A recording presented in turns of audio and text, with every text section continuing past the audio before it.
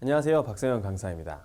2015년도 이제 거의 마지막이 돼가는데요. 내일이면 이제 2015년이 끝나죠. 그래서 2016년도에 우리가 바뀌는 제도와 세법 이 부분을 좀 보도록 하겠습니다. 여러 가지 규정들도 많이 바뀌니까 챙겨야 할 부분들 많이 있을 거예요. 그 중에서도 저희 이제 FC나 아니면 설계사분들이 꼭 알아야 될 이런 정책들, 변화들 이런 것들을 좀 중점적으로 해가지고 한번 준비를 했습니다. 자, 보시면은 일단 세법을 먼저 보시게 되면 2016년도에 가장 핵심적인 사항이 이 개인 종합 자산 관리 계좌라고 하는 ISA 계좌. 여기서 IS라고 하면 뭐 이렇게 이슬람 무슨 단체 이런 것 같은데요. 어쨌든 간에 IS 계좌가 나온다라는 거죠.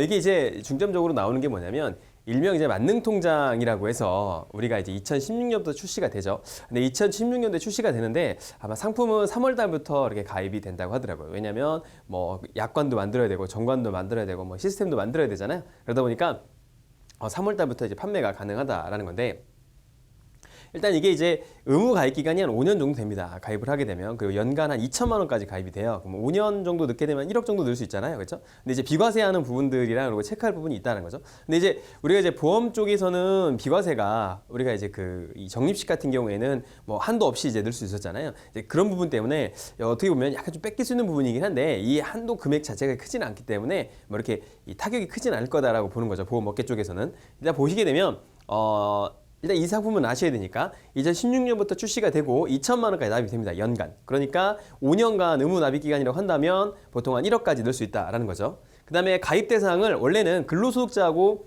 사업소득자만 가입을 하게 해줬는데 농어민은 왜 안 가입 안 해주느냐. 농사 짓는 사람도 힘들다. 그래가지고 농어민들도 이렇게 같이 포함을 시켰습니다.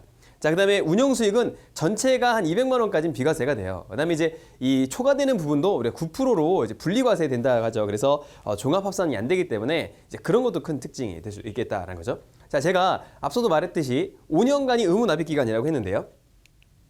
잠깐 보게 되면 우리가 5년간 의무 납입 중에도 3년으로 줄어드는 사람이 있습니다. 3년으로. 그래서 3년간만 유지하면 되는 대상이 일단은 청년. 그래서 한 만 15세에서 29세 이하. 그 다음에 총 급여가 5천만 원 이하인 근로소득자. 그러니까 근로소득을 하신 분들은 5천만 원까지는 비과세가 이 의무가 납입 기간이 이 가입 기간이 3년으로 줄어든다라는 거죠. 그 다음에 종합소득이 3,500만 원 이하인 사업자도 마찬가지로 3년간만 유지하면 되고요. 우리가 앞서 말했듯이 비과세 금액 한도가 얼마나 그랬죠? 200만 원까지만 비과세가 된다고 그랬고 그 초과하는 부분은 9%, 그 다음에 이제 이 지방소득세라든가 이런 것들 10%더 붙어가지고 9.9%를 떼게 되는데 그런 거를 이제 250만 원까지 상향을 했다는 거죠.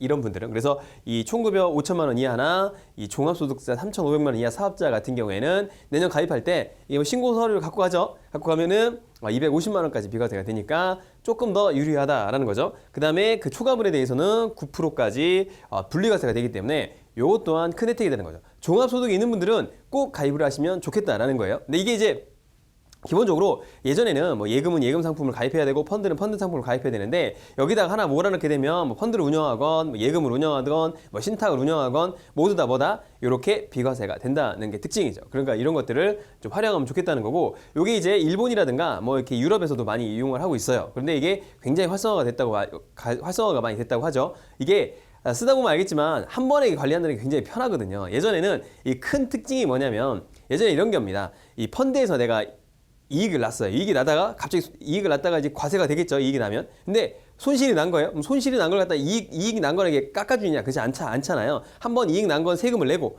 이 손실 난 건 그대로 뭐 세금을 다시 돌려주거나 이러진 않잖아요. 그런데 이 상품 같은 경우에는 손실 난 것과 손해 난 거를 통합하니까 이게 이제 조금 더 유도리 있게 가능하다는 거죠. 그래서 어떻게 보면 세율적인 측면도 있지만 내가 이제 펀드라지 이렇게 운영을 하게 되면 운영 수익 측면에서도 조금 더 방향성이 좀 더 이렇게 가져갈 수 있다라는 거죠.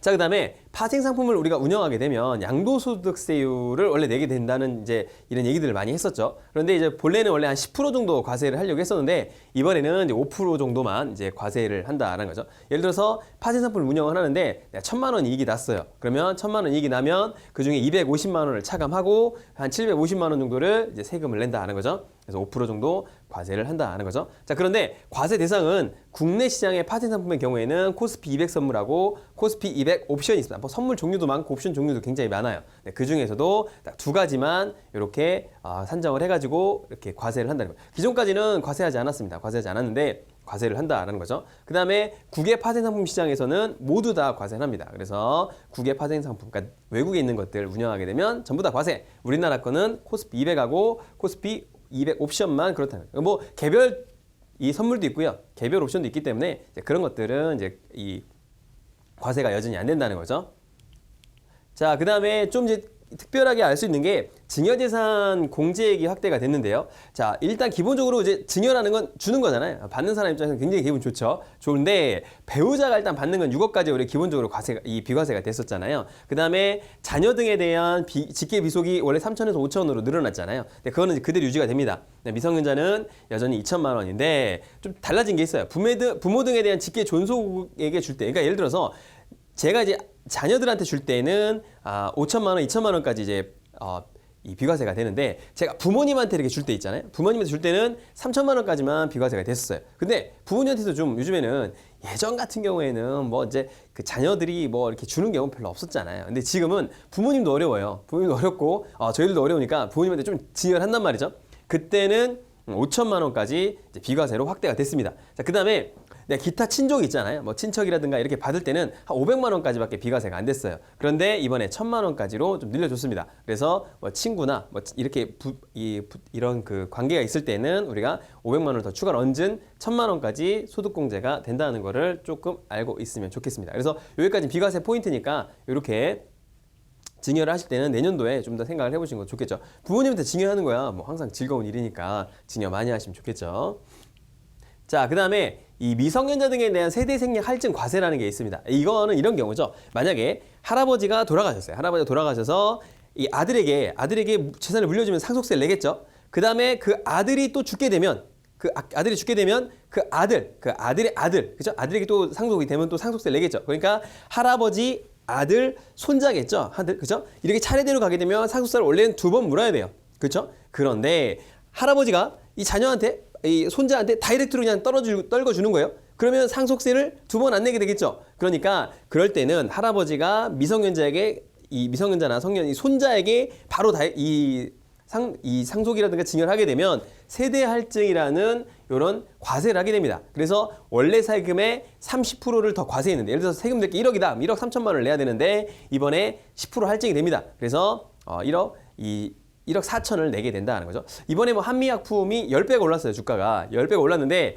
이거 보면은 뭐 매년 어린이날 때 되면은 우리가 뭘 발표하냐면 어린이 주식 부자라고 해가지고 이제 매년 발표를 합니다. 그죠? 근데 어린이 주식 부자에 한미약품에 있는 계열의 손자분들이 대거 포진을 하게 됐어요. 이번에 그러니까 원래 10배가 오르니까 뭐 100억만 줬어도 10배면 1,000억이 돼버리거든요. 그죠? 근데 그게 대부분 누가 줬을까요? 할아버지가 줬단 말이에요. 할아버지가 줄 때 예를 들어서 100억을 줬다. 그러면은 거기에 대한 세금을 예를 들어서 한 50% 내면은 한 50억을 냈겠죠. 그런데 50억을 내는 게 아니라 원래는 30%더 곱한 65억을 내야 됩니다. 그런데 지금 얼마 낸다? 40%니까 5억에 40%인 2억을 더해서 7억을 내야 되는 거예요. 그러니까는 이 증여를 할 때나 상속을 할 때 다이렉트로 못 가게 막는 거죠. 막아서 좀 더 세율을 더 강화시킨 거죠. 그렇죠? 그래서 이렇게 된다는 거죠. 자, 그런데 상속인 또는 그 수증자가 미성년자인 경우로서 재산가액이 20억은 초과할 때만 그럽니다. 그러니까 20억 언더로 주게 되면은 이렇게 과세를 하지 않는다는 거죠. 그러니까 30%만 여전히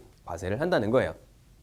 20억 받으면 좋겠죠. 그렇죠? 그래서 뭐 요즘 뭐 금수저, 은수저, 흑수저 논란이 있는데 뭐 그런 친구들은 뭐 다이아몬드 수저다 뭐 이런 말도 있겠죠. 그렇죠? 제가 12살에 자산이 1,000억이다. 그러면 뭐 행복하겠네요. 그렇죠?